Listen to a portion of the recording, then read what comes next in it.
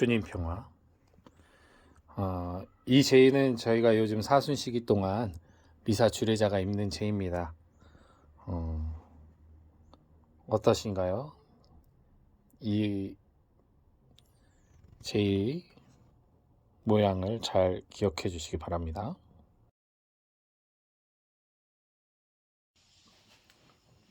주님 평화. 좀 전에 제가 영상을 통해서 저의 제의, 오늘 아침에도 제가 입고 주례를 했던 제의를 보여드렸는데요. 지금 그것을 머리로 떠올리시면 어떤 게 떠오르시나요? 아까 말씀드린 대로 그 날개 달린 황소가 있죠. 근데 그거 그려보라고 하시면 그리실 수 있겠어요? 생각 지금 난 대로? 제의를 한번 그려보라 그러면 그걸 그리실 수 있을까요? 게다가 아까 그 영상을 이렇게 멈춰놓고 자세히 보시면요. 여기 그 황소 주변으로 이 제의가 온통 문양으로 수놓아져 있는데요. 그 문양이 상당히 디테일해요. 정말 뭐 오밀조밀하게 되게 화려한 문양이 새겨져 있습니다. 근데 우리는 그거 뭐 거의 이 황소가 가운데 떡하니 자리 잡아서 거의 기억도 못하고 크게 관심도 안 가지셨을 거예요. 그래서 아마 그것을 묘사하라고 하거나 설명하라고 해도 여러분 아마 설명하기 어려울 겁니다. 이 황소부터 설명하기 어렵고 이 문양을 설명하는 건 불가능하죠. 어떻게 그걸 설명할 수 있겠어요? 그죠? 분명히 내가 봤어요. 오랫동안 관찰을 해도 설명하라고 하면 혹은 쓰라고 하면 쓸 수가 없습니다. 이 전체의 그 디테일한 그 선을 아무리 내가 설명하려 애를 쓰고 표현하려 애를 써도 표현할 수 없다는 거. 예를 들어 여러분에게 종이 한 장과 펜 하나가 있다고 칩시다.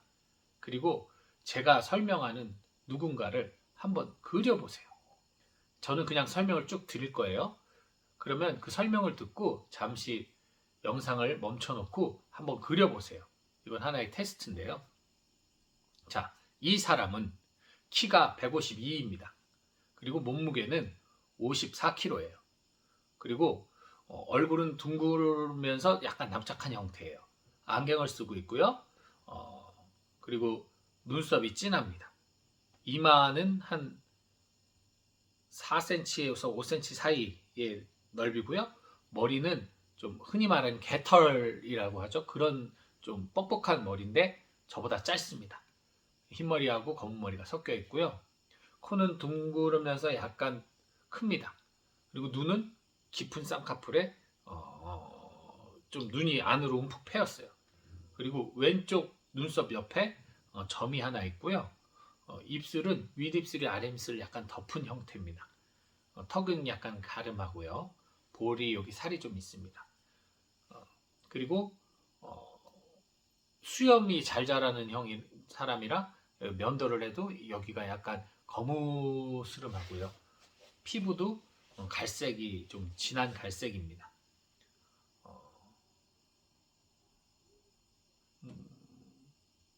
여기까지. 몸까지 그리시는 건 힘드니 얼굴만 한번 그려보시기 바랍니다. 자, 어차피 멈춰놓고 그리시는 거니까 바로 설명드리겠습니다. 제가 지금 표현한 사람은 제가 오늘 아침에도 같이 미사를 하고 밥도 같이 먹는 저희 수도의 인도 신부 하비에르 형제를 제가 머릿속에서 떠올리면서 여러분에게 묘사를 했어요. 아마 여러분들이 그 그림을 저한테 다 보여주신다면 전혀 다른 사람, 뭐 닮은 수는 있을 수 있겠지만 전혀 하비에르가 아닌 사람들을 그리셨을 거예요. 이 설명만으로는 누군가를 그린다는 건 사실은 불가능하죠. 그죠? 그래서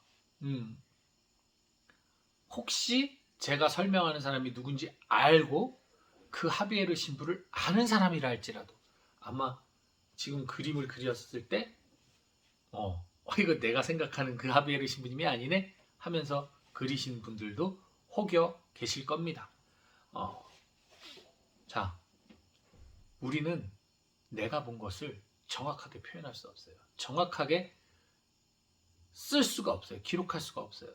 이 얘기는 뭐냐면 오늘 복음에서 아브라함의 후손이라고 자처하며 자랑스럽게 생각하는 유다인들과 예수님의 논쟁의 핵심은 뭐냐면 예수님은 아브라함의 자손인 그들이 봤을 때 마귀 들린 놈이다 라고 그들은 생각하고 있단 말이에요.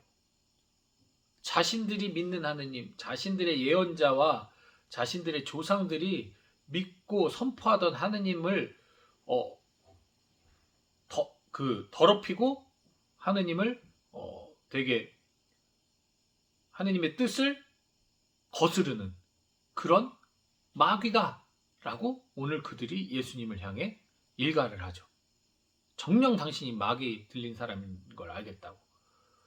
자, 그들의 시각이 어떻게 된 것이냐? 그들은 아브라함을 만난 적이 없어요. 이삭을 만난 적이 없고 다윗을 만난 적이 없습니다. 그 기록, 그들의 조상들의 기록을 보고 그들의 가르침으로 통해서 아브라함을 상을 만들어내고 다윗상을 만들어내고 예언자상을 만들어냈죠. 분명히 그렇죠. 거기에는 아무리 충실하게 설명을 하고 써도 그리고 말을 했어도 왜곡되고 변질된 상이 되었을 거라는 것이죠. 무조건. 아무리 성령에 감도되어 썼다 하더라도 그 글이나 말마디들은 받아들이는 사람이 생각이나 어떠한 가치관에 따라 체험에 따라 완전히 변한다는 거죠. 왜? 여러분이 저를 봤어요.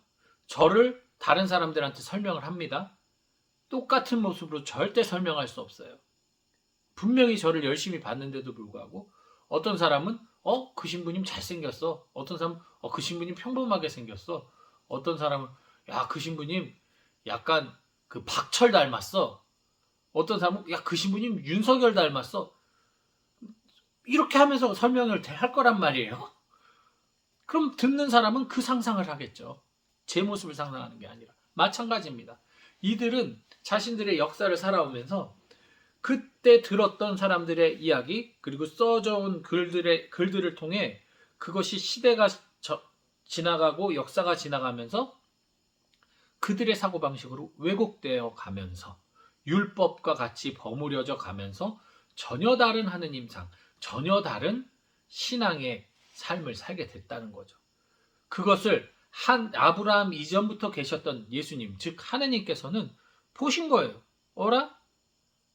내가 한 말은 이게 아닌데? 아브라함은 이런 사람 아닌데? 엘리사, 엘리야는 그런 예언자 아닌데?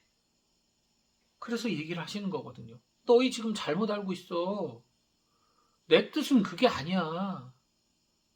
내가 지금 아들 통해서 내가 너희한테 설명할게. 나는 그걸 원하는 게 아니야. 난 너희들이 해방돼가지고 다시 첫 축복된 아담과 하와의 지위를 얻길 바라는 거야. 다시 나에게 돌아오길 바라는 거야. 자꾸만 너희가 멀어져 가니까 설명을 하고 계신 거예요. 근데 그들은 내가 봤던 게 진실이니까, 내가 들었던 게 진실이니까, 물론 봤던 거 들었던 게 거짓은 아니죠. 하지만 왜곡됐다는 거예요. 인간의 한계가 있기 때문에. 마찬가지죠. 사실 저희 오늘 복음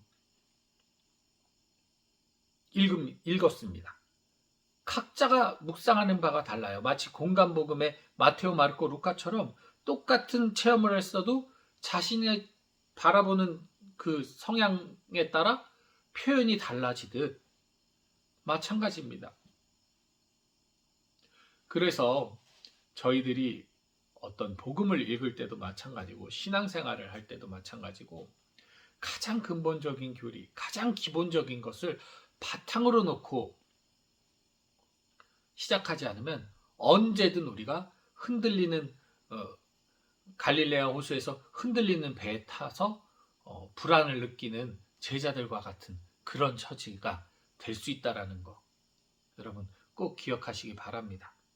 오늘은 성 요한 밥티스타 드살 사제 기념일이에요.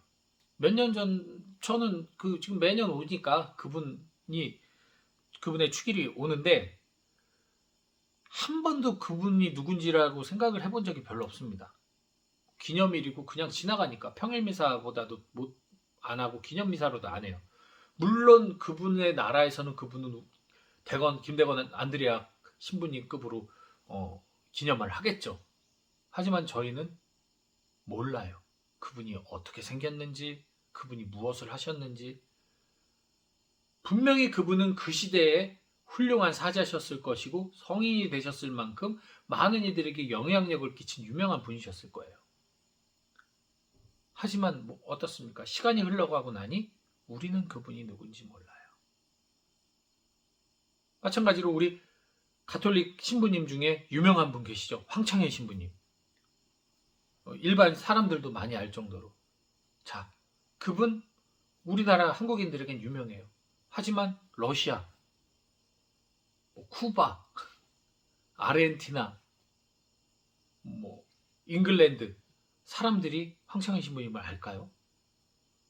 한두 명 알 수는 있겠지만 그 나라에서 그렇게 황창현 신부님 인기가 있을 수 있을까요? 그럴 수밖에 없겠죠. 그럴 수밖에 없겠죠. 우리 지금 이 시대에 우리들에게 영향력이 있고 훌륭한 신부님이신 거지. 이게 문화권이 다르고 언어가 다른 나라에서 그분을 알 리가 없잖아요. 마찬가지입니다. 사실 예수 그리스도에 대하여 그리고 하느님에 대하여 복음서가 충실하게 기록되어 있다 하지만 우리가 그것만으로 내 마음대로 주님을 상상하는 것은 마치 제가 아까 말한 그 하베르 형제를 기록을 해요. 사진 같은 게 없어요. 기록만 했어요. 이 형제는 키가 180이요. 몸무게가 85kg. 건장한 체격의 소유자로서 머리는 대머리였고 제가 만약에 이런 식으로 썼다고 쳐봐요. 그게 100년 후에 저희 수대가 있다면 100년 후에 형제들은 그 형제를 그림으로 그리면 180의 건장한 대머리 아저씨로 그릴 거라는 거죠. 얼마나 있는 그대로 해석하는 것이 위험한지를. 물론 복음은 이렇게 왜곡하진 않아요. 복음은 있는 그대로 표현하지만 이것을 디테일하게 우리가 보려고 할 때 충분히 오류가 날 수 있다는 거죠. 내 안에서. 그렇기 때문에 복음을 봄에 있어서 해석은 전문가에게 맡기시고 여러분 너무 복음을 해석하려고 노력하지 마세요. 복음 문장에 이 말씀에 요랬다. 저 말씀에 요랬다. 이거 상당히 위험한 겁니다. 어떻게 저런 존재를 그 사람은 눈이 홀름꺼풀이야. 이거 하나로 설명하시겠어요? 그죠? 그걸 갖고 설명 못하는 거잖아요. 그렇기 때문에 복음은 그 전체를 보셔야 돼요. 디테일한 걸 볼 필요 없이 그냥 그 사람의 인상이 선해 보였다 정도만 돼도 우리는 그 사람의 이미지를 떠올릴 수가 있잖아요. 디테일함은 없어도. 마찬가지입니다. 복음을 볼 때는 그런 하느님은 사랑이시다라는 전제를 놓고 봐야 돼요. 근데 자꾸만 그것을 해석하려 들고 분석하려고 들 때 결국은 오류가 나는 것이고 그것이 오늘 유대인이 예수님을 돌로 쳐 죽이려고 하는, 즉 하느님을, 내가 믿는 하느님이 아닌 하느님을 없애버리려고 하는 그러한 우를 범하게 되는 것이죠. 여러분 복음을 해석하려 들기보다는 복음을 느끼십시오. 그 느낌은 완전합니다. 복음 안에 하느님의 사랑을 느끼시고 복음 안에 하느님의 그 뜻을 헤아리십시오. 분석하려 들지 마시고 이래야 됐다 저래야 된다 이런 식으로 생각하지 마시고 그대로 있는 그대로 하느님을 느끼시길 바랍니다. 그것이 아무리 디테일하게 그리는 그 어떠한 노력보다도 훨씬 더 하느님을 있는 그대로 체험할 수 있고 또 있는 그대로 내가 설명할 수 있는 가장 최선의 방법이라고 저는 확신합니다. 한번 잘 생각해 보시고 또 오늘 하루를 또 아름답게 보내시길 바랍니다. 주님 평안.